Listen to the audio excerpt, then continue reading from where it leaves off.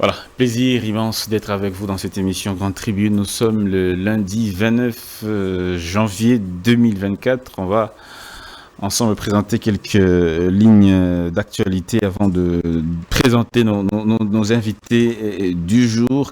Quatrième législature, l'Assemblée nationale accueille ses nouveaux élus ce lundi 29 janvier 2024. On va revenir sur cette réhabilitation de gouverneur Jean-Tini Ngobila et les réactions. Je suggère à votre autorité de laisser le gouverneur AI d'expédier les affaires courantes, car toute réhabilitation en violation de la législation aura des effets propagateurs, car ce monsieur, le gouverneur réhabilité, ne peut plus exercer ses fonctions dans la ville de Kinshasa sans écrouler les principes de l'état de droit, socle de la vision de son Excellence, monsieur le Président de la République, a donc écrit Godempoui à Peter Kazadi. Crue de la rivière Kasaï, plus de 200 maisons emportées par les eaux à Ilebo et Chikapa, suivant un média local. Crue du fleuve Congo, le gouvernement dresse un bilan de 221 morts, 625 blessés et 16 provinces touchées. Relance de Congo Airways, le gouvernement en négociation pour l'acquisition en location de 3 aéronefs Embraer 190 et d'un Boeing 777-200. Création du PCR, cette plateforme n'est pas une rébellion, mais une organisation composée d'acteurs politiques qui réfléchissent par rapport aux défis que le président a examinés lors de son investiture. Ça, c'est Julien Paluku qui répondait au parti de Jean-Pierre Bemba, le MLC. L'actualité reste également dominée par cette victoire de la RDC, qualification donc des Léopards en quart de finale de la CAN Côte d'Ivoire, où les Congolais ont écarté les Égyptiens à la séance des tirs au but après la séance de prolongation. Mesdames et messieurs, merci encore une fois de têtes pensantes sur ce plateau que je m'avais présenté. Je l'ai reçu il y a quelques mois, on va le dire. Et il est ici maintenant avec son co-débatteur, M. Freddy Mulumba, c'est M. Jean-Pierre Kambila. Il est ancien directeur de cabinet adjoint de M. Joseph Kabila. Il est sociologue, il est écrivain, il est chercheur, il est politologue, il a beaucoup de casquettes. Mais ici, on le reçoit en tant que penseur congolais qui vient à donner son point de vue sur la vie nationale. Bonjour, M. Jean-Pierre Kambila. Bonjour, cher ami, merci de l'invitation. Merci beaucoup à vous de votre présence. Merci également. Bonjour également, M. Freddy Mulumba. Bonjour, cher ami. Bienvenue à nouveau dans cette émission Grande Tribune. Merci beaucoup. Vous avez été candidat, ça n'a pas marché apparemment. Laissons le temps au temps. Laissons le temps au temps. Ouais. Vous n'êtes pas à la Cour constitutionnelle. Vous savez, il y a des choses plus importantes que les querelles. Si le Congo disparaissait, il y aurait des députés où? Merci beaucoup, M. Freddy Mulumba. Alors, M. Jean-Pierre Kambila, on va revenir sur cette déclaration qui a bougé un peu les lignes la semaine passée. M. Paul Kagame sur tout ce dont on l'accuse. Il a eu des problèmes avec le Burundi, des problèmes avec la RDC. Il a des problèmes avec plusieurs États à travers le monde. Paul Kagame qui est sorti de sa torpeur, il a dit des choses un peu difficiles, un peu dures à supporter. Quelle est votre lecture par rapport à tous les propos que Paul Kagame a dit sur ses relations avec ses voisins notamment? Le président de la République du Rwanda est sorti un tout petit peu de sa tanière, j'appellerais ça comme ça. Il a tenu un discours à Kigali devant un parterre des autorités rwandaises pour déclarer notamment ceci, je cite de mémoire. On nous insulte à l'ouest, c'est-à-dire au Congo. On nous insulte au sud, c'est-à-dire pour eux, au Burundi. Nous ne sommes pas de cette culture-là. Nous ne réagissons pas comme ça. Nous avons nos méthodes. Et nous allons voir ce qui va se passer. Ce qui se passe au Congo, ce n'est pas nos affaires, mais puisqu'on veut nous y entraîner, bon, on va voir ce qui va se passer. Alors, j'ai pris cette déclaration comme étant une menace très sérieuse et à prendre en considération. Les Congolais doivent savoir que depuis un certain temps déjà, nous sommes dans une période de pré-conflit, de pré-conflagration importante. Et je ne doute pas que les autorités ont l'oreille, ont les yeux pour voir ça, ils ont les oreilles pour écouter tout ça, mais je pense que nous devrions nous mobiliser un peu mieux, un peu plus. Nous devons nous préparer un peu mieux, un peu plus profondément. Le peuple congolais, jusqu'à ce jour, n'est pas suffisamment motivé. Le peuple congolais résiste bien, notamment à l'Est. Lorsque vous voyez comment nos populations quittent le village, ne veulent pas, comment nos jeunes Ouazalendo se battent, c'est admirable. Avec peu de moyens, ils se battent très bien. Lorsqu'on regarde comment les FARDC se défendent, comment ils aident les Ouazalendo, on ne peut que encourager. Mais la République démocratique du Congo, l'opinion publique congolaise n'est pas suffisamment informée, n'est pas suffisamment motivée. Pourquoi? Je crois que parce que, je m'excuse, mais je vais être très méchant là, vous faites mal votre travail. Vous, les jeunes intellectuels congolais, vous ne prenez pas les choses en main. C'est à vous à le faire. Vos journalistes, vous, leaders d'opinion, vous, société civile, vous, tous ces gens-là. Le Congo devrait aujourd'hui être mobilisé. Parce que notre pays, j'exagère peut-être, est en train de partir. Bunagana est occupé depuis plus d'une année. Le Massissi est aujourd'hui en pleine guerre. C'est bien de remplir les bistrots de Victoire ou de la place Kimbuta à Anjili Massina. C'est très bien tout ça, d'aller prendre des bières et tout. C'est bien, il n'y a pas de problème, nous devons vivre.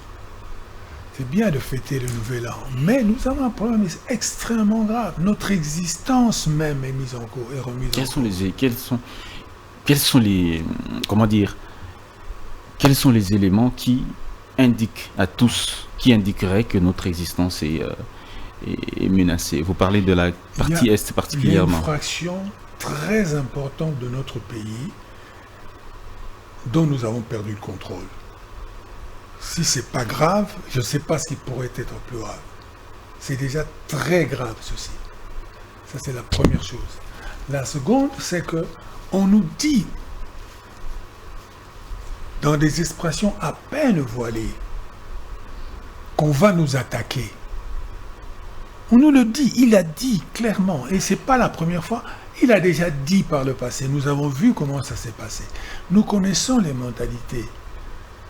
Nous avons dans ce pays des gens qui ont fait des études pour comprendre la mentalité des autres, pour étudier. Il y a des grands spécialistes ici, moi je connais, j'ai travaillé dans ce pays. Hein. Il y a des gens dans nos services de sécurité ici qui sont des très très grands analystes. Qu'est-ce qu'ils nous disent sur notre situation d'aujourd'hui? Est-ce que nous sommes dans une situation dans laquelle nous devons nous diviser sur des histoires il faut créer des groupuscules, il faut créer des petits groupes ici pour essayer d'influencer à gauche pour prendre le pouvoir? Est-ce que c'est ça le débat aujourd'hui? Non.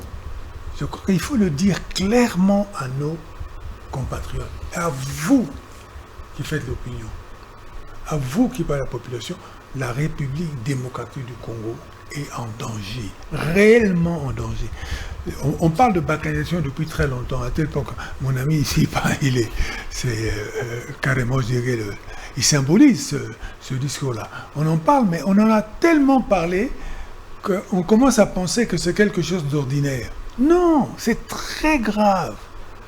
Si nous ne faisons pas attention, d'ici quelques années, les gens regarderont cette émission et vont dire « Ah, mais l'idiot de Kabila là, il n'était pas si idiot que ça. Hein » Non, il faut faire attention. Nous devons nous préparer aujourd'hui. Certaines choses que nous faisons, certains combats que nous engageons, certaines initiatives que nous prenons, laissons-les un peu de côté. Nous avons fait des élections, nous avons élu massivement un président de la République qui a montré qu'il aime ce pays. Ce monsieur aime le Congo.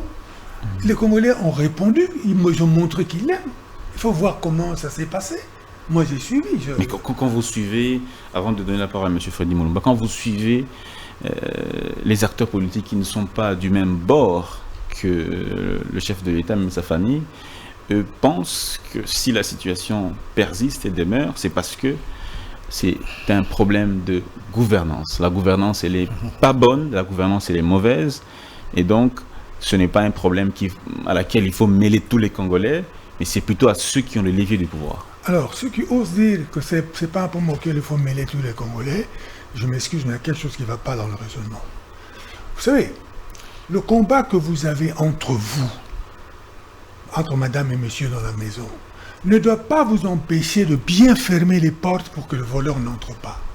Ne doit pas vous empêcher de prendre l'huile, de jeter sur les gens le voleur qui rentre ou de prendre, si vous avez une arme, de l'utiliser. Mais qui la faute? Non, nous ne sommes pas au niveau de chercher les fautes. Parce que les fautes, vous allez toujours les trouver chez l'autre. Ça, c'est la nature du combat politicien. La faute, c'est toujours l'autre. Aujourd'hui, nous n'en sommes pas là.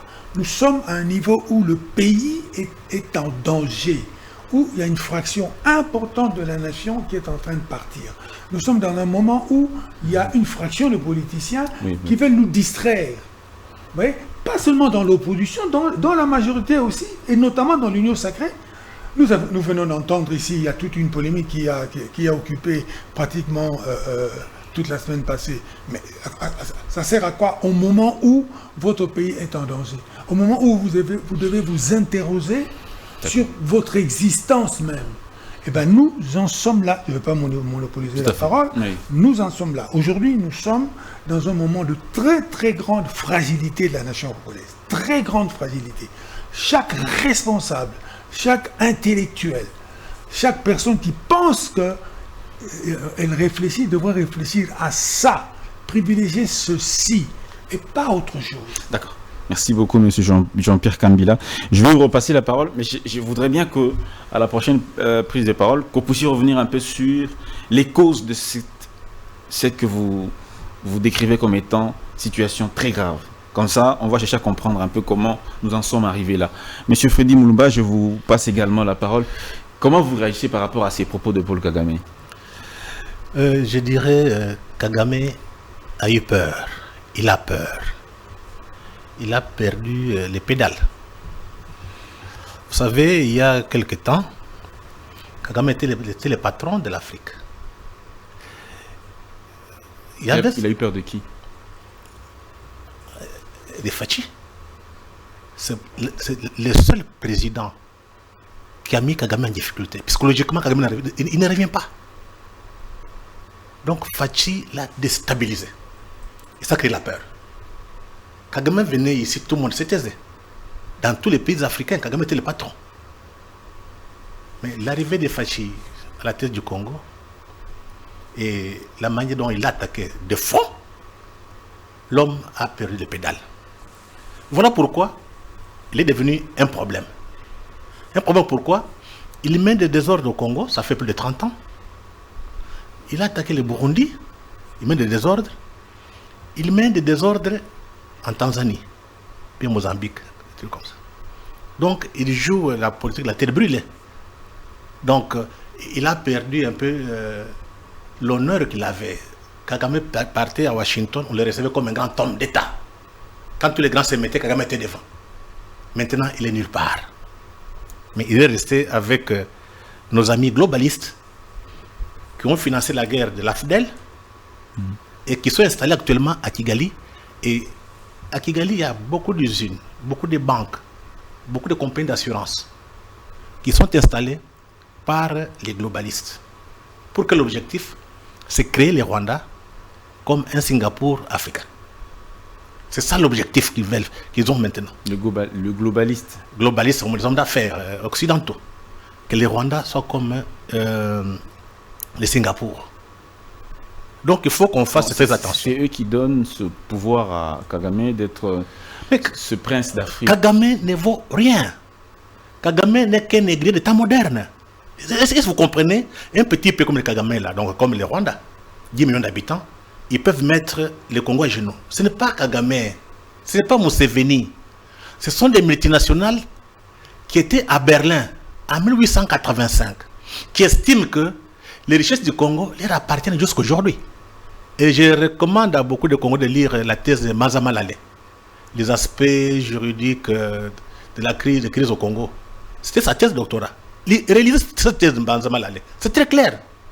Tous ces gens estiment que les minéraux à partir de Touri et de Kivu et l'or Katanga, ça leur appartient.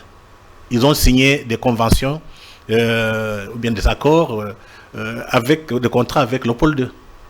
Mais le problème, comment les récupérer? La théorie du complot est toujours en... Ce n'est pas la théorie du complot. C'est là où ça demande un peu de théorie du capitalisme. Nous sommes dans un système du capitalisme, un système capitaliste prédateur, d'accumulation par des possessions.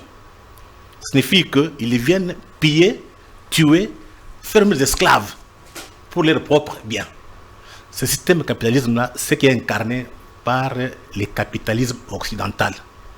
Ce capitalisme occidental est arrivé, le cycle est arrivé à la fin. Il y a un deuxième cycle. Il faut accumuler par rapport à la connaissance et la science. Et quand vous dites que Kagame est fragilisé aujourd'hui, il est faible, il a peur, ce n'est pas contradictoire à ce que dit M. Jean-Pierre Kambela, qui dit qu'il est en train, qu'il a l'État est dans notre pays dans une fragilité sans précédent. Non, c'est le point de vue de l'ambassadeur. Mais je pense que Kagame seul ne vaut rien. Qui était à la base de la guerre de la FDL? On est parti chercher Kagame Museveni. Les militaires nationaux avec Bill Clinton les ont armés pour faire la guerre au Congo. Est-ce que Kagame a le pouvoir de prendre le Congo? Si aujourd'hui on décide de 10 millions de Congolais, on a Kigali, il n'y a pas de pouvoir. Il n'y a pas de pouvoir à Kigali. Donc il faudrait que les gens comprennent. Je voudrais revenir sur Kagame. Vous voyez maintenant, Kagame est en train de signer des accords militaires, coopération militaire, avec plusieurs États africains. Il est en Centrafrique. Il est au Congo-Brazza. Il y a 8000 militaires à Brazzaville. Rwandais. Rwandais. Il est au Bénin. Il est dans quel pays encore Guinée. Guinée. Il est en train d'aller en Guinée maintenant. Il est en train de signer des accords avec Burkina Faso. Maintenant là. Mozambique. Mozambique. Il est en train de se préparer pour mettre la main sur le Cameroun. Il veut travailler pour que l'enfant de Paul Biya prenne le pouvoir. Mais les Camerounais sont très éveillés, ne vont pas laisser faire ça. Kagame est présenté comme les gendarmes de l'Afrique. Donc les Rwandais avec Kagame. Donc c'est le travail des négriers. Il faut relire l'histoire. Quand l'Occident est arrivé ici, on voulait, comment dirais-je, piller l'Afrique, vendre, donc faire de l'esclavage. On a utilisé des petits royaumes ou bien des petites entités politiques pour attaquer les plus grands. Donc Kagame s'inscrit dans ce processus de négrier des temps modernes. Mais je pense que les temps sont comptés pour lui. Merci beaucoup. Je n'ai pas encore terminé. Les temps sont comptés pour lui, pourquoi? Je viens de vous parler ici. Nous sommes arrivés à la fin d'un cycle. Accumulation par des possessions qui a fait l'esclavage, la traite négrière, la colonisation, la recolonisation. Donc, les capitalistes viennent prendre tout, nous laisser dans la pauvreté. Ce cycle est arrivé à la fin. Donc, ce cycle de capitalisme est incarné par l'Occident. Maintenant, nous entrons dans le deuxième cycle. Accumulation par connaissance, par la science. Donc, la Chine, la Corée du Sud ne sont pas enrichis en faisant des guerres. Parce que la connaissance. Grâce à la connaissance, la Chine est puissante. Donc, M. Kagame, il faut déjà le conjuguer au passé. Mais maintenant, le problème, c'est quoi? Depuis la guerre de la FDL, Kagame est parvenu, pour nous, à infiltrer à tous les niveaux. Je dis à tous les niveaux. Voilà notre plus grande difficulté. Il est au Congo, un peu partout. Il a des gens ici qui travaillent pour lui. Ça, moi, je demande à notre peuple d'être très vigilant et de savoir ce qui se passe ici. C'est une guerre de libération. Une guerre de libération pour qu'on puisse avoir notre indépendance économique. Merci. Aujourd'hui, toutes les mines sont contrôlées par les étrangers. Aujourd'hui, toutes les banques sont contrôlées par les étrangers. Aujourd'hui, on est en train de vendre des terres. Voilà le travail des journalistes. On est on est ailleurs. Il faut être attentif. C'est quand vous avez des journalistes qui comprennent les enjeux, vous avez des intellectuels qui font des recherches, c'est comme ça que le pays peut s'en sortir. Mais tant qu'on est là, quelquefois je suis d'accord avec Excellence, nous risquons de perdre des pays. Mais l'histoire nous montre que le Congo c'est un grand peuple. Et la chance que nous avons maintenant, c'est de voir que nous avons Félix-Antoine Tshisekedi qui a la volonté. D'accord. Donc, il faut arriver à mettre Kagame hors d'état de nuire. D'accord. Créer un rapport de force, qu'ils comprennent qu'à Kinshasa, Merci. il y a un leader. Et ça va se réaliser. Ça va se réaliser. Monsieur Jean-Pierre Kambila, quelles sont les implications? Quels sont les... Monsieur Freddy Mumba parlait des 14... pas des 14, ces États qui étaient à la conférence de Berlin. Ce sont ceux-là qui sont en train de nous matraquer. Bien évidemment. J'adhère, mais alors à 100% à cette analyse un peu rapide. Mais j'y adhère à 100%. Le Congo est l'objet de convoitise depuis sa création. Le Congo a été créé pour ça. Les gens qui se sont réunis à Berlin ont voulu créer cet espace pour ça, pour venir l'exploiter. Ça, c'est un fait. Et ce fait-là continue jusqu'aujourd'hui. Et si ces gens-là trouvent un associé proche de chez nous, qui de plus est président de la République du Rwanda, c'est tout près, mais c'est un associé qu'on utilise pour démolir. Mais maintenant, revenons un peu à l'époque contemporaine et prenons conscience de ceci. Il faut dire la réalité aux Congolais, surtout aux jeunes intellectuels que vous êtes aujourd'hui, qui prenez tous les plateaux de télévision. Maintenant, c'est les jeunes gens de 35-40 ans, intelligents. Comprenez que, le pays est en danger. Il est en danger pourquoi? Parce qu'il a été créé pour ça. Nous avons été conçus comme étant, pas par Dieu, conçus par ces gens qui nous ont imaginés. Ils ont décidé qu'ils devaient construire au centre de l'Afrique un lieu pour s'amuser, pour aller prendre tout ce qu'ils veulent, et ils continuent. Mais à une échelle plus proche de nous, on parle de Kagame, c'est bien. Mais la réalité, la politique rwandaise à notre égard, elle ne date pas de Kagame.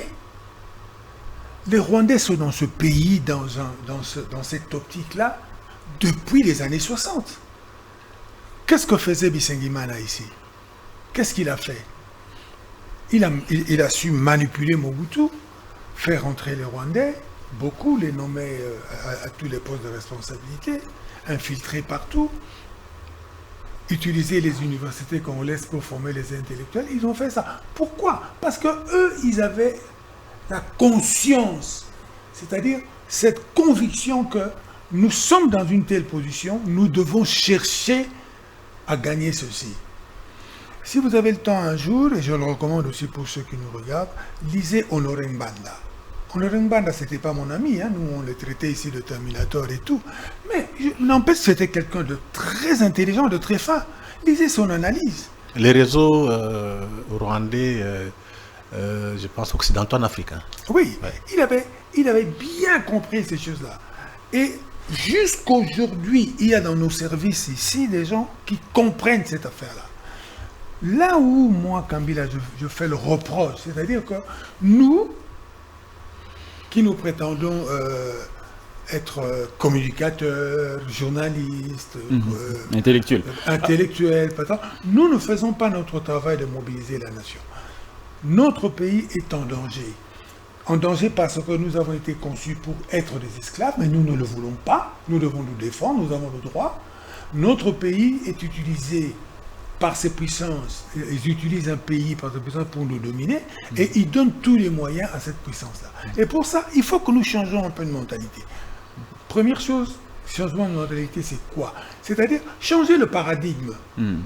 Changer le paradigme et la hiérarchisation des problèmes. Monsieur Jean-Pierre Kambila, est-ce que nous ne sommes pas nous-mêmes aussi quelque part fautifs dans le sens où, en 1960, la RDC, la situation économique du Congo actuellement, n'est pas celui que nous avions en 60 et qu'il y a des États qui ont émergé après nous. Des États comme la Corée du Sud, la Corée du Nord plutôt, la Chine, En 40-50 ans, ces États-là ont beaucoup émergé. Je le pleure. Est-ce que quelque part, à notre niveau, nous ne sommes pas coupables de notre propre destruction? Nous sommes responsables de notre État. État, pour dire situation. Ouais. Nous sommes responsables de notre situation. Il y a trop de négligence dans notre pays. Pendant trop longtemps, nous avons négligé notre pays. Le pays, c'est pas seulement son Excellence, Monsieur le Président de la République. Assala, Bassala, c'est faux. Le pays, c'est vous, moi, tout le monde. Sortez seulement dans les rues de Kinshasa ici. C'est une honte, non? Quand vous regardez la ville de Kinshasa, c'est une honte pour nous qui avons grandi à l'époque coloniale. C'est une honte. Dans les rues, il y a des magasins, il y a des je ne sais pas comment dire ça, des constructions qui viennent se planter dans la rue, les voitures ne peuvent plus se croiser, dans nos hôpitaux sont sales. Bon, maintenant, bravo, on a fait l'hôpital Mamayemo, c'est super, c'est un signe que le Congo va se réveiller aujourd'hui. Mais ce réveil-là ne doit pas être le réveil d'un petit groupe ou d'une personne. Nous pouvons crier 1000 fois Fachi Béton, c'est pas ça qui va nous réveiller.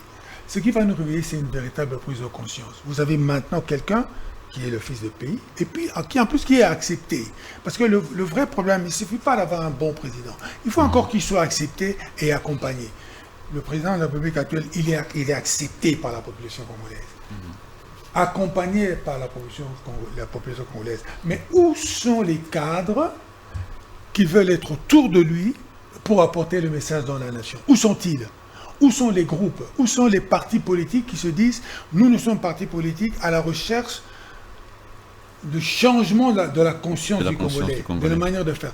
Où sont les organisations de la société civile pour faire ce travail-là? Merci beaucoup. Tant qu'il n'y aura pas ça, Fachi Béton, je m'excuse, nous allons applaudir jusqu'au jour où, dans notre hypocrisie naturelle, je dirais, nous allons l'insulter.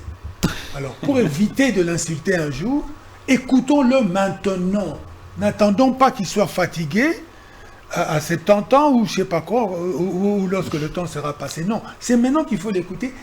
Non seulement l'écouter, mais l'accompagner. Il faut qu'on sente dans la population congolaise. Il faut qu'on sente dans le musicien congolais qu'il a un souci de passer un message à la nation.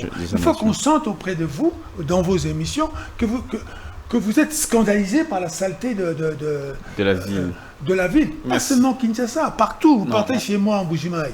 Mais c'est inacceptable. Merci beaucoup, monsieur Jean-Pierre Kambila. Je vous reviens. Alors, monsieur Freddy Mulumba, quelle est la part de responsabilité du Congolais dans ce que nous connaissons, étant donné que nous avions une situation un peu plus acceptable? Aujourd'hui, nous sommes dans une pauvreté indescriptible. Quelle est la part du Congolais dans tout ça? Oui, avant de voir la part des Congolais dans ce qui se passe dans notre pays, je voudrais simplement expliquer ce que Ngwanda a voulu dire dans son livre. Le Rwanda, les réseaux mafieux dans les grands lacs. Les Rwandais, et Kagame en particulier, ils ont besoin de nos terres. Kagame lui-même a déclaré très clairement au Bénin, ce n'est pas un 23 qui cherche à devenir, à intégrer l'armée. Les problèmes, ce sont nos terres qui ont été occupées par, donc les terres rwandaises, qui ont été occupées par le pôle 2. Pour lui, Masisi, Rutshuru, Walikale et tout ça, ça appartient au Rwanda, au Remo rwandais. Ça, les révisions, les terres. Maintenant, vous avez les capitalistes occidentaux prédateurs. Et ont besoin de minerais. C'est là où les ambitions de Kagame, avec les ambitions des Occidentaux, se rejoignent. Il faut faire imploser le Congo. Voilà la réalité. Comment faire à ce que ces gens reculent? Il faut faire la guerre. Il faut mobiliser notre peuple pour que l'Occident comprenne ces rapports de force qu'il recule. Mais à Kinshasa, les gens pensent qu'on ne peut pas encore négocier. Il n'y a pas de négociation. Quand quelqu'un a déjà occupé votre territoire, il n'y a pas de négociation à faire. Les États-Unis insistent pour la diplomatie. Oui, c'est leur point de vue. Quand quelqu'un a occupé votre territoire, il n'y a que la guerre qui peut faire à ce qu'il quitte. Parce que si vous commencez à négocier avec lui, vous allez négocier qu'il prenne ces terres-là. Parce qu'il est fort. Donc il faut créer des rapports de force. Et moi je dirais que la chance que nous avons aujourd'hui, parce qu'il ne faut pas perdre d'espoir, hein, il faut revoir un peu l'histoire. Mobutu a servi beaucoup sur l'Occident. Beaucoup de gens ont oublié, ça a terminé où? La guerre de Savimbi en Angola. C'était Mobutu, c'était les Zaïre en temps. Donc Kagame se trouve dans les mêmes conditions que du temps vers la fin de Mobutu. Qu'est-ce qui s'est passé? Depuis la fin de la guerre froide, on a mis en place un paradigme de la lutte contre le terrorisme. L'Occident qui a monté ce paradigme. Maintenant, l'émergence de la Chine a contraint les stratèges américains de construire un nouveau paradigme. C'est compétition entre grandes puissances. Dans cette compétition, on n'a pas besoin de Kagame. On a besoin de Congo parce que le Congo a tous les minéraux stratégiques. Un envoyé spécial de Biden est venu à Kinshasa ici. C'est là moi je condamne nos médias. Il a fait une conférence de presse. Il a dit clairement que le Congo est le pays le plus important au monde parce qu'il contribue à la transition énergétique grâce à ces minéraux stratégiques. Est-ce que notre classe politique comprend? Voilà l'enjeu. On a besoin de nous, mais nous cherchons à manger. Nous avons une classe politique qui n'est pas à la hauteur des enjeux, qui se battent pour des petits postes. Pour le moment, on a besoin de nous, que ce soit la Chine, la Russie, l'Amérique. On a besoin parce qu'on a des minéraux. Nous avons l'eau. Nous avons les terres arables. On a besoin de nous avons la forêt. Qu'est-ce que nous faisons pour que nous puissions... La difficulté pour nous, c'est parce qu'on n'a pas ce que j'appelle les ambitions. Donc, des grandes ambitions. Là, ça, c'est l'intellectuel congolais qui... Non, l'élite politique ne se contente du peu. Il n'a pas de grands, ils ne rêvent pas grand. Ce sont des petites ambitions qu'ils ont à avoir une voiture et une maison. Mais ce n'est pas que ça, c'est une puissance. Ça demande des gens qui ont l'esprit de grandeur, comme Mobutu le faisait. Et deuxième chose, on n'a pas la volonté de puissance. On ne peut pas être chef de l'État congolais pour être malmené par n'importe qui.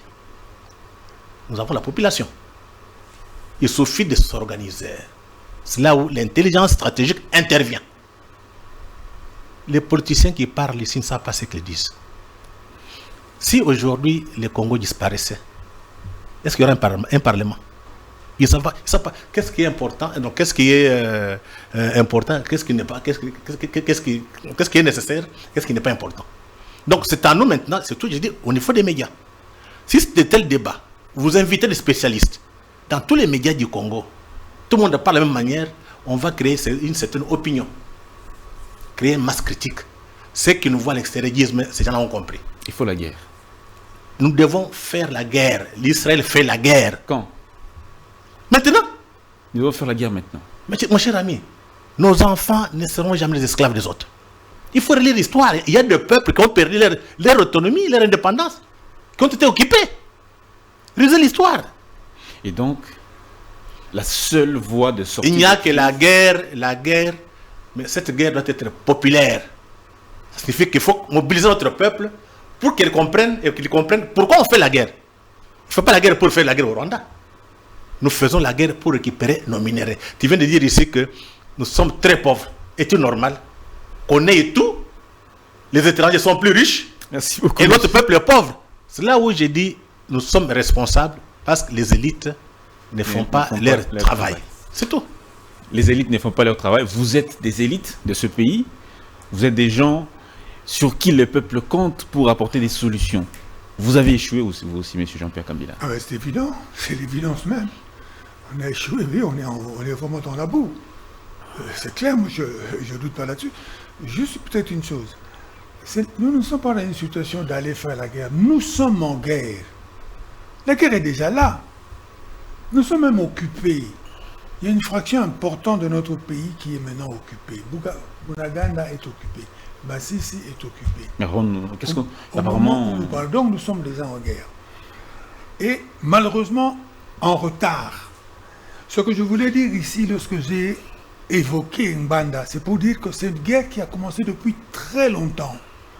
C'est-à-dire que ces gens-là, ils avaient déjà compris qu'ils peuvent s'aménager un rôle ici en Afrique centrale.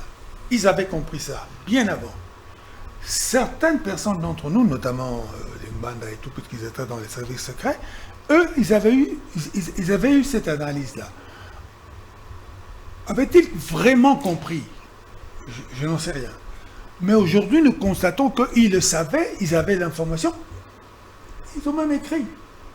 Et maintenant, nous, qu'est-ce que nous faisons avec ça dans la situation actuelle? Que devons-nous faire? Tout à la fois, et la guerre et l'ordre. La guerre, je ne suis pas un militaire, mais je suis quand même un tout petit peu informé, c'est d'abord l'ordre, la volonté de faire de l'ordre, la discipline. Quelles sont les conditions pour bien mener une guerre?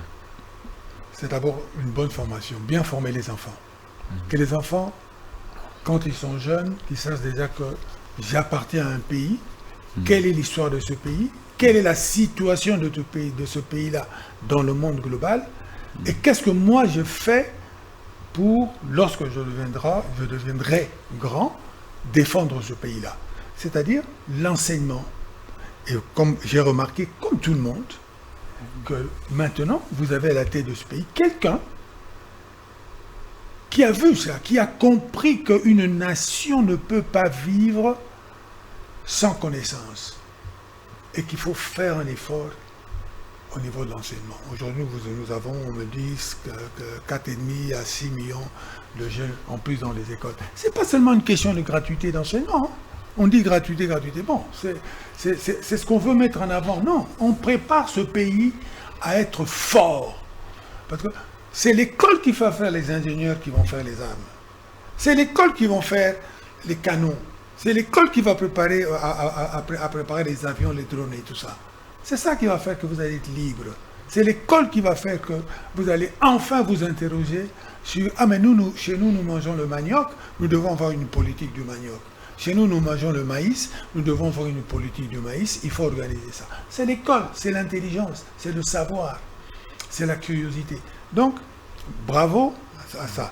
Mais seulement, il ne faut pas que ça s'arrête à ça. Moi, c'est mon credo habituel. Si nous continuons comme nous sommes en train d'aller, j'ose le dire, très calmement, sans rien. Écoutez, vous savez, Mobutu, c'est qui ça. Vous vous rappelez? Musée, Raïs, Faché béton. Hein. Tout ça, c'est bien. Un pays doit être symbolisé par un homme qui montre le chemin. Mais suivez aussi ce chemin qu'on vous montre. Les élites, montrez que vous aussi, vous êtes des petits faché béton au niveau où vous êtes. Oui. Or, c'est ça qu'on voit pas. Nous sommes un peuple médiocre, monsieur. Non, pas un peuple médiocre. Non. La corruption, le vol, on a vu avec les élections. Tous les peuples du monde. Même les ministres sont cités dans le vol. Nous sommes un peuple. Nous sommes quel genre de peuple? Nous avons des très grands problèmes. Des très gros problèmes. De là à dire que nous sommes un peuple médiocre, je ne suivrai pas. Parce qu'il y a dans ce pays des gens qui ont travaillé à des endroits où il y avait de l'argent, où ils pouvaient voler, ils ne l'ont pas fait. Ils n'ont pas volé. J'en connais. Je peux vous faire une liste de gens que moi j'ai vu travailler. Et même dans l'opposition, moi je connais des gens avec qui j'ai travaillé, qui aujourd'hui sont dans l'opposition, mais pour qui je peux dire, comme on dit en Lingala, on met les Mbondo. Je connais des gens sérieux. Et il y en a aussi d'autres qui en connaissent d'autres. Il y a dans ce pays. Le problème chez nous, c'est que devenons seulement sérieux. Mais pas sérieux. Non. Devenons seulement sérieux. Vous partez ici dans une administration. C'est le fonctionnaire qui vous montre comment faire pour tricher. Vous arrivez à un poste important. Tous vos amis vous disent « Ah, mais t'as eu place, hein, mais pour ton guinda. » La famille, la même chose. Je vous mens. Vous le savez très bien. Ah oui. La famille, on vous dit « Ah oui, mais... » C'est la vérité. On est là-bas, c'est notre tour, on veut aussi bouffer. Est-ce que c'est ça notre objectif? Quand nous aurons bouffé, là, et après, qu'est-ce qui va se passer? Non, occupons-nous aux choses sérieuses. Maintenant, vous avez quelqu'un qui est à la tête du pays. Vous l'aimez, ça c'est très important. Parce qu'il faut aimer un chef. Il n'est pas éternel. Pour lui faire... Oui, pour lui faire confiance, il faut l'écouter, il faut comprendre la symbolique de ce qu'il fait. D'accord. Là, quand il vous dit quelque chose, il faut comprendre ce que c'est. Vous voyez, nous avons assisté le 20 janvier au stade à la cérémonie de prestation de serment. Il y a beaucoup de choses. Chacun est sorti avec une idée. Moi, je suis sorti avec une seule phrase, celle du pasteur Dallot. Ok? Et lorsque le pasteur Dallot, lorsque le pasteur Dallot parlait, le caméraman a pris la tête de notre président de la République, le béton national. Du béton national. Oui. J'ai vu l'expression faciale du président de la République. Et je me suis dit, mais monsieur a célébré ce complot na mystère, atindi mystère na le makambo. Ou bien a atindi été, je me suis d'entrer en lingala. Ce qu'a atindi été, ça dit que Azaki a d'accord nango.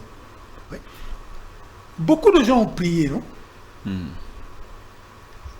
Les caméramans, ils mettaient la figure du président ou pas. Mais à ce moment-là, le jeune caméraman qui était là, je ne le connais pas, je ne sais même pas qui c'est, il a cru nécessaire d'aller prendre le visage du président. Un coup de génie extraordinaire du point de vue de la communication. Pour voir comment le président réagit. Et là, il y a eu une expression faciale de satisfaction, de complicité, d'acceptation. Et quel était le discours? Nous sommes fatigués des voleurs, nous sommes fatigués des profiteurs, de ceux qui s'enrichissent pour eux-mêmes. Mais ça, c'est un credo national. C'est ça. Cette affaire-là ne doit pas s'arrêter au pasteur Dallot. Tous les musiciens doivent le chanter, tous les gens du théâtre doivent commencer à chanter ça, tous les enseignants doivent le chanter. Merci à l'école, beaucoup. ils doivent le dire depuis l'école primaire. Arrêtons de penser que nous nous enrichissons en volant. C'est faux. Merci On beaucoup. s'appauvrit. Merci beaucoup, monsieur Jean-Pierre Kambila. Je vais vous passer la parole peut-être pour conclure. Hein. Alors, monsieur Freddy Mulumba, vous prêchez la guerre, nous devons faire la guerre, nous sommes appelés à faire la guerre. Est-ce que aujourd'hui les conditions sont-elles réunies pour faire la guerre? Il y a la volonté d'abord de se libérer, de récupérer nos territoires, ce qui est beaucoup plus important. Et cette volonté aujourd'hui est incarnée par le président de la République, ce qui est positif. Il est tellement en avance, mais ceux qui sont derrière ne le suivent pas. Un exemple. Le président parle d'attaquer le Rwanda. Nous devons récupérer nos territoires. Est-ce que vous avez vu les ministres, même la classe politique congolaise, récupérer ça? Non. Il y a un problème. Le président parle, c'est fini. Ça signifie que le verre est dans les fruits. Ça, moi, je dis, il faut qu'on fasse très attention. On est en train de reconfigurer le monde. La volonté peut suffire pour... Ouais, mais la volonté peut suffire parce qu'on a des moyens. Nous avons la population. On peut faire une armée de 10 millions de militaires. On a l'argent, on peut acheter toutes les armes possibles. Mais quand on y met la volonté, on devient puissant. C'est ce qu'on appelle la volonté de puissance. Cette volonté de puissance est incarnée aujourd'hui par Félix Antoine Tshisekedi. Ce qui est positif. Je disais qu'il faut qu'on fasse très attention. Nous sommes en train dans une certaine reconfiguration du monde. On va revoir les frontières. Les peuples qui n'ont pas compris vont payer. Vont disparaître. Et chaque fois, ça c'est l'histoire. Aujourd'hui, vous voyez, vous avez la Syrie, l'Iran, l'Irak, l'Arabie Saoudite. Comment ces États sont nés? C'est parce qu'auparavant c'était l'Empire ottoman qui gérait presque tout le Moyen-Orient. Quand il a décliné, de nouvelles puissances émergentes, donc la Grande-Bretagne et la France, sont partagées le Moyen-Orient. Parce qu'ici nous faisons l'erreur, nous pensons que le Congo peut rester éternellement comme ça. Donc on peut déconstruire, ça c'est une construction, on peut déconstruire. Ça signifie quoi? La guerre qui se passe maintenant aujourd'hui en Syrie, pardon, en Ukraine, contre donc, la Russie contre l'Ukraine. L'Ukraine a déjà perdu les terres, les territoires là. C'est fini. Ah oui, La Russie ne va pas se retirer parce que l'Ukraine n'a pas été capable de chasser la Russie de ses territoires. Automatiquement, elle perd. On est en train de voir comment il faut négocier avec Poutine pour qu'il garde ses terres. Parce que Poutine est puissant. Et nous risquons de subir c'est ce qui pourrait se passer en Ukraine si nous ne prenons pas conscience. Donc, le Rwanda, l'Ouganda peuvent occuper... Non. Les multinationales, ce qu'on appelle les globalistes, vont utiliser le Rwanda et l'Ouganda pour créer de nouvelles frontières.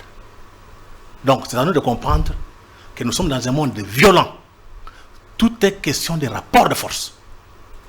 Et je vois que Kinshasa, les gens sont des naïfs. Personne ne viendra nous donner notre liberté. Qu'est-ce que vous attendez du Kino? Qu'on cesse de danser, qu'on cesse de prendre la bière. On est distrait.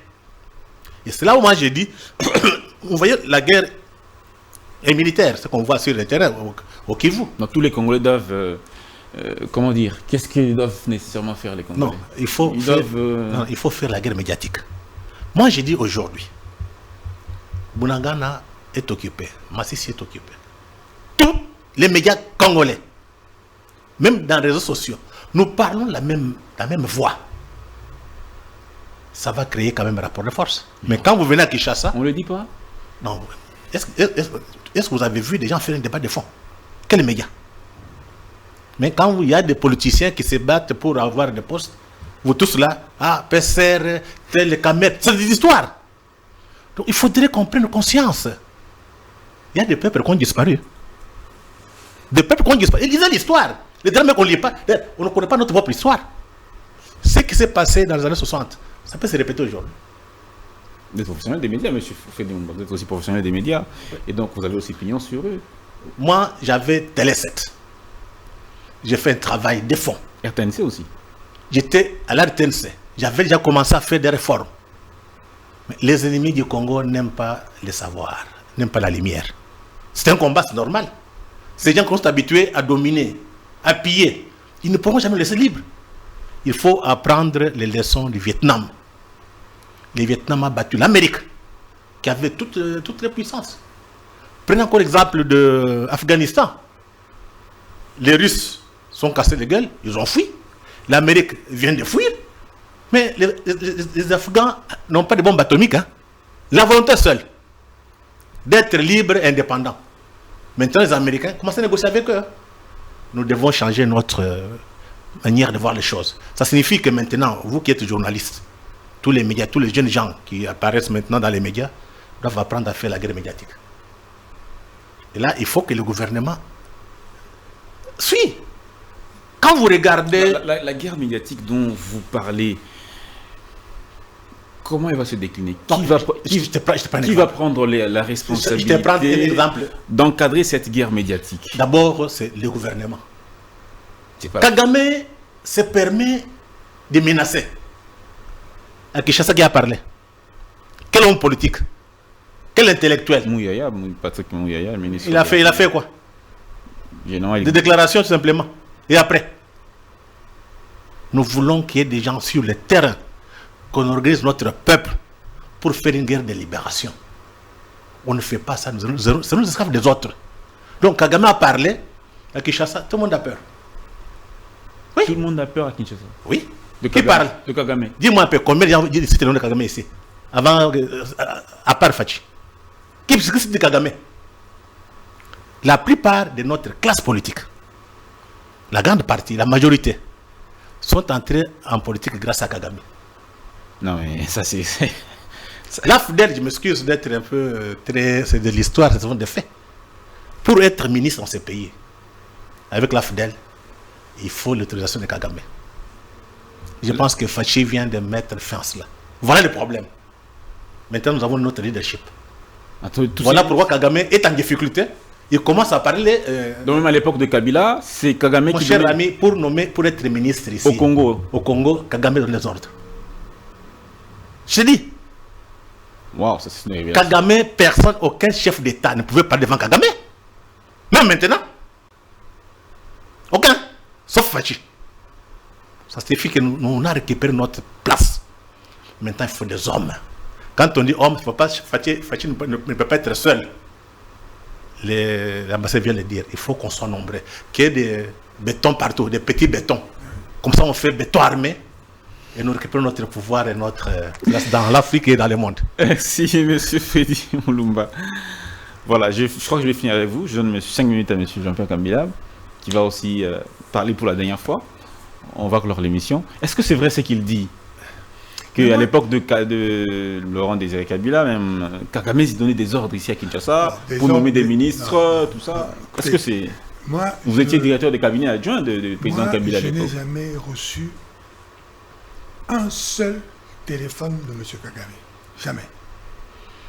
J'ai fait mon travail, j'ai fait des propositions. Vous n'avez jamais été au Rwanda, vous avez fait des tours. J'ai été plusieurs fois au Rwanda.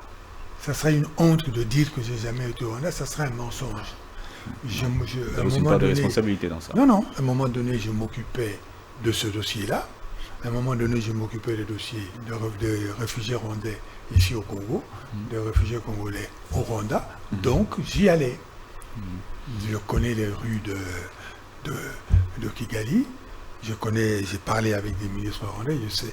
Mais je n'ai jamais eu un ordre de Kagame. Maintenant, la force de Kagame, vous la connaissez quand même. Maintenant que Kagame ait eu une très grande influence dans le milieu politique de la période pendant laquelle nous étions au pouvoir, je ne peux pas le nier. Ça serait idiot. Puisque Kagame a ça s'appelait comment, le CNDP. Le CNDP qui vient négocier ici. Lorsque le CNDP négocie, il reçoit des ordres de qui? Les ministres de CNDP, ils viennent de qui? Les généraux du CNDP qui rentrent dans notre armée, ils viennent de qui? Comment voulez-vous que je vous dise qu'il n'y a pas d'influence? Non, Kagame a eu de l'influence. Il avait des ministres ici alors? Non. Je viens de répondre à cette question-là. Je ne peux pas vous dire que Kagame disait un tel doit être ministre, un tel ne doit pas l'être. Ça, je ne le dirai pas parce que je ne sais pas et je n'y crois pas. Ok? Ce dont je crois, et je viens de le dire de la manière la plus claire, c'est qu'il avait une grande influence ici. Une grande influence? Oui, il avait une grande influence. Mais compte tenu de la situation, imaginez que vous allez négocier aujourd'hui avec le M23. Qui ne sait pas que le M23 c'est Kagame? Qui ne sait pas que M23 avant, que le CNDP avant c'était Kagame? Ces gens-là qui parlent, ils parlent au nom de qui? Qui c'est qui leur a donné les ordres? C'est Kagame. Donc Kagame a de l'influence. C'est simple logique. Mais moi, ce que je veux dire, c'est aussi, vous savez, la grande faiblesse du peuple congolais, c'est manque d'idéologie. Et penser que la vie, c'est que des intérêts matériels. Penser que dans la vie, la réussite, c'est la belle voiture, la belle maison et des buildings à gauche et à droite. C'est ça la grande erreur. Un peuple, c'est d'abord l'idée, les valeurs, l'idéologie. Quelles sont les valeurs auxquelles le peuple congolais croit aujourd'hui? Regardez le désordre qu'il y a dans nos rues, dans n'importe quelle ville de Kinshasa. Regardez l'inattention que nous faisons. Regardez nos enfants dans les universités. Ça commence à s'arranger. On va revenir un peu sur cette question de l'Est. Oui. Vous avez géré ces dossiers-là. Vous avez été dans plusieurs dossiers de la gestion des réfugiés, de l'Est, vous avez été dans plusieurs missions diplomatiques au Rwanda. Quel a été votre apport pour qu'aujourd'hui... Mon apport personnel. Vous, en tant que membre du cabinet du président Tshisekedi Kabila à l'époque? Moi, j'ai travaillé pour l'État congolais, point. Je n'ai pas à me dire c'est moi qui ai fait ça, c'est moi qui ai apporté ça. Est-ce que vous avez fait... Donc, il y avait des fruits positifs dans votre travail? Je n'ai pas à vous rendre compte de ça. Vous avez travaillé pour la nation congolaise? Moi, j'ai travaillé pour la nation congolaise en toute conscience. Je dis bien, je répète, en toute conscience. Et je n'ai pas travaillé seul. Vous avez des regrets? Des regrets d'avoir... Des regrets d'avoir peut-être mal fait certaines choses? Ah, absolument pas. J'aurais un regret sur quel point précis? Absolument pas. J'ai eu l'occasion de comprendre le problème. Et c'est ce que je fais lorsque j'ai l'occasion de parler, comme j'ai fait aujourd'hui. L'histoire du Rwanda, c'est pas Kagame, c'est pas la période de Mouzé Kabila, c'est pas les Joseph Kabila, tout ça. l'esprit, l'idéologie, l'idée, les valeurs du Rwanda, c'est le mépris du Congolais. Je le dis exactement tel que je le pense. Le Rwandais, le petit Rwandais qui grandit là, il sait que lui, il est quelqu'un que vous êtes rien du tout. Il sait que vous êtes dans la bière, que vous êtes dans l'amusement. Mais on l'a dit, non, vous n'avez pas entendu le président Ruto quand il dit, vous allez aller vendre votre lait là-bas, de l'autre côté. Là-bas, ils ne savent même pas élever les vaches. Vous allez faire ça pour eux, vous allez vendre ce que vous voulez. Mais c'est ça l'idée que nous donnons aux autres. Écoutez, le DG a évoqué tout à l'heure, très rapidement, trop vite à mon sens. Regardez ici au Congo, les banques, les sociétés de transport, l'aviation, la distribution, tout est entre les mains des étrangers. Ça, c'est Kagame. Ça, c'est le petit Rwandais. Vous pensez que le petit Congolais ne voit pas ça?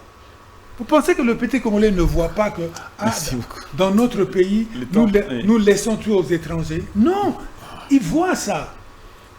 Il voit ça. Vous voulez faire quelque chose? Regardez, nous sommes un pays, un des plus grands pays miniers du monde.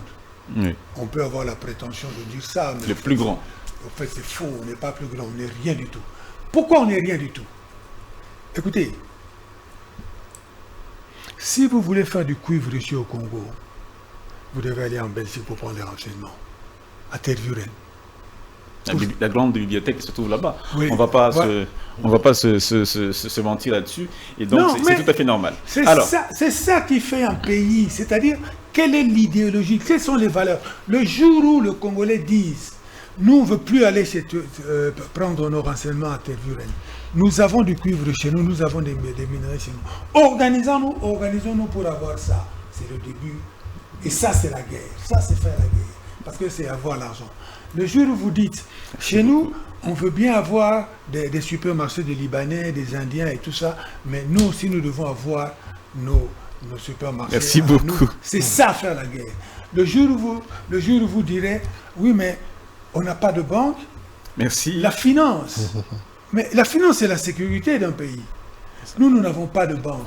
Et vous voulez que nous continuions de dire nous sommes forts, nous sommes intelligents? C'est faux, il ne faut pas dire ça. Nous devons dire la vérité. Nous sommes faibles.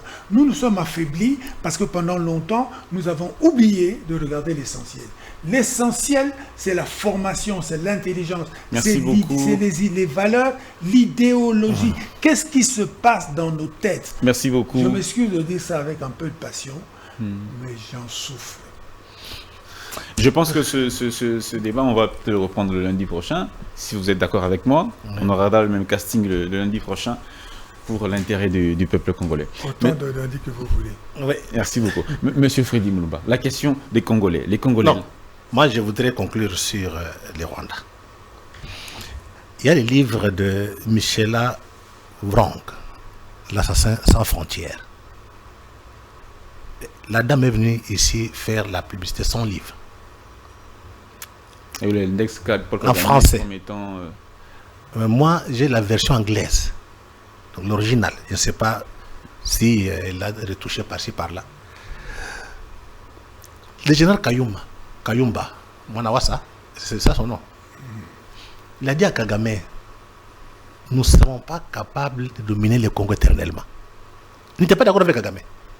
Donc Kagame, dans sa vision, c'est comment dominer le Congo éternellement. Donc que les Rwandais dominent le Congo. Donc ça, c'est un fait. Il en est convaincu. Maintenant, ce qui peut, comment dirais-je, l'arrêter, c'est le rapport de force.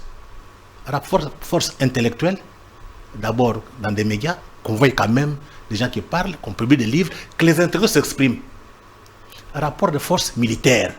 On les frappe sur le terrain. Demain, Kagame, il vient, comment dire, il fait l'allégeance à Fachi. Deuxième chose que je voudrais encore relever. Karegeya, le patron du service de renseignement, il a raconté à Michela Wrong ceci. Nous ferons toujours la guerre au Congo. Nous sommes un petit pays. Donc, si on ne fait pas la guerre va venir chez nous. On va se perdre. Et nous avons intérêt à voir nos pions à Kinshasa, au gouvernement. Je m'excuse, Moulumba. Oui. C'est-à-dire quoi? C'est-à-dire que ces gens ont des idées. Oui. Ça, c'est une idée force. C'est une idée force de leur idéologie. Ça participe de leur idéologie. Ça les forme, ça forme les militaires, ça forme les enfants. Nous devons faire la guerre au Congo. Quelle est la nôtre idéologie par rapport à ça? Qu'est-ce que nous disons? Qu'est-ce que vous, journalistes, qu'est-ce que vous répondez ici dans le milieu congolais? Comment est-ce que les Congolais reçoivent ça? Ils vont boire la bière à Victoire ou à la place Kimbota? C'est comme ça, en prenant Karégé, il y a ce que vous expliquez, l'infiltration. Donc, on est déjà infiltré, on n'a pas d'autre choix. Si nous voulons être libres, nous devons nous battre pour que nos enfants et nos petits-enfants ne deviennent pas les esclaves des autres. Ce qui va se passer ici, ce sera pire que l'esclavage. On a tué 10 millions de Congolais, 7 millions de places internes. Le président Tshisekedi a fait le tour du monde. Les papes est venu ici, parler même de génocide. Est-ce que l'Occident a branché? Non. Rapport de force. On n'a pas d'autre choix. On va nous respecter quand on va se battre pour être des hommes libres et des femmes libres. Sans ça, il y a des peuples qui ont disparu. Monsieur Freddy, vous parlez trop de la guerre dans les... Est-ce que vous êtes prêt à aller vous-même sur place? La guerre, c'est d'abord l'intelligence stratégique. Mais est-ce que vous êtes prêt vous-même à aller... Non, mais moi-même, je peux le faire. Au niveau des militaires, si sur le plan stratégique, je peux travailler. Il faut pas seulement aller frapper, aller tirer. On n'a plus d'ambition, de grandeur. C'est le drame. Le Congo est grand pour cette classe politique qui ne comprend rien. Est-ce que vous avez encore 30 secondes? 30 secondes, oui, allez-y. Vous voyez, j'aime pas votre question là. Pourquoi? Quand vous dites, est-ce que vous pouvez le faire? J'aime pas cette question-là. Parce que quand vous dites, vous pouvez le faire, vous avez déjà la réponse. C'est-à-dire que vous vouliez dire, vous ne pouvez pas le faire. Mais la guerre, non, vous ne l'avez pas dit. Écoutez, c'est pas ce que j'ai dit. C'est juste une question. On est tous passés par des petits cours de psychologie. On sait tout ça. Dans la question, loge déjà la réponse. Ok? Bon. Ok, vous avez raison. Vous avez raison. Je ne veux pas m'attaquer à vous. Je m'attaque à une mentalité. La mentalité consiste à dire vous n'allez pas le faire de toute façon. Vous ne pouvez pas le faire parce que vous-même, vous n'allez pas le faire. Vous-même, qu'est-ce que vous avez fait? Il ne s'agit pas de ça. Nous sommes dans une question nationale. Nous sommes dans une question de convaincre toute une nation. Lorsque M. Freddy parle qu'il est nécessaire de faire la guerre, il ne parle pas comme militaire. Il parle à la dame qui vend le manger pour les militaires. Il parle à l'enseignant de l'école primaire qui forme nos enfants. Il parle à ceux qui forment nos soldats. Il parle à ceux qui conçoivent l'idéologie qu'il faut mettre dans la tête du soldat. Il parle aux jeunes ingénieurs qui doivent fabriquer des armes. Il parle à tout ce monde-là. Et tout ce monde-là, ce n'est pas un jour. Cette guerre-là dont il parle, ça ne va pas durer un jour. Il n'y a pas de guerre d'un jour. La Palestine est occupée depuis 1948. Ils sont toujours en guerre. Et rien ne me dit que la guerre avec le Rwanda va se terminer aujourd'hui. Non, mais nous devons préparer nos enfants à faire la guerre. Parce que si nous sommes toujours là à dire, mais est-ce qu'il y a que nos Bunda? Nous sommes en train de décourager nos forces. Nous sommes en train de nous empêcher de réfléchir. L'idéal Congo, c'est que le Congo reste Congo uni comme le Lumumba l'avait prévu. Comme Lumumba le voulait, comme il avait souhaité. Comme tous ceux qui ont suivi le Lumumba sont allés dans le même sens. Et comme nous continuons, nous devons faire, même pas que nous sommes en train de faire la guerre puisque nous sommes déjà occupés. Et les résultats, on doit aussi quand même voir les résultats positifs, puisque vous faites la guerre. Les résultats? Les résultats. Vous ne les voyez pas? Quels sont les résultats? Ah, vous avez, Kagame est déjà à Kinshasa? Quels sont les résultats? Non, mais les résultats, c'est que Kagame, quand la première fois qu'il est venu à Kinshasa, il a mis 6 mois pour y arriver. Hein? Il a mis 6 mois pour y arriver. Aujourd'hui, depuis que Bunagana est occupé, il y a déjà plus d'une année, il n'est même pas à Goma. C'est ça déjà le résultat. Ça veut dire que les Congolais sont aujourd'hui plus forts que hier. Plus forts physiquement, plus forts mentalement. Et moi, mon petit rôle à moi, c'est de m'occuper du mental. Le Congolais doit avoir un mental de vainqueur. Parce que c'est son droit. Parce qu'il va gagner la guerre. Cette guerre ici, la victoire, elle est congolaise. Vous avez vu nos enfants, comment ils ont joué là? voyez, vous avez vu. Hein, on dit toujours que les Congolais se fatiguent dès qu'on leur a mis un but, ils sont fatigués. Non, non, non, non. Ils se sont battus jusqu'à la fin, jusqu'au dernier moment. Ça commence à venir. Et ça, le match d'hier, je m'excuse là, de parler un peu de choses légères, mais le match d'hier, pour moi, c'est un symbole. Il faut en parler aux jeunes gens. Faut le dire, vous voyez Merci beaucoup. Le jeune homme là qui a mis le dernier but là, il n'a pas tremblé. Hein. Merci beaucoup, Monsieur Jean-Pierre Kambila. Vous faites un travail mental. Voilà. Merci beaucoup, Monsieur Freddy Mulumba. Vous également faites un travail mental. Merci aussi à tous les Congolais. En tout cas, nous soutenons tous nos compatriotes qui sont dans la partie est de la RDC. Nous sommes des cœurs avec vous. Kwamut aussi, on n'oublie pas. Ah oui. Et vous tous qui, si tu vivais une situation compliquée par les crues du fleuve Congo, il y a eu beaucoup de morts aussi par ce débordement des eaux du fleuve un peu partout au pays. Portez-vous bien et que Dieu vous bénisse.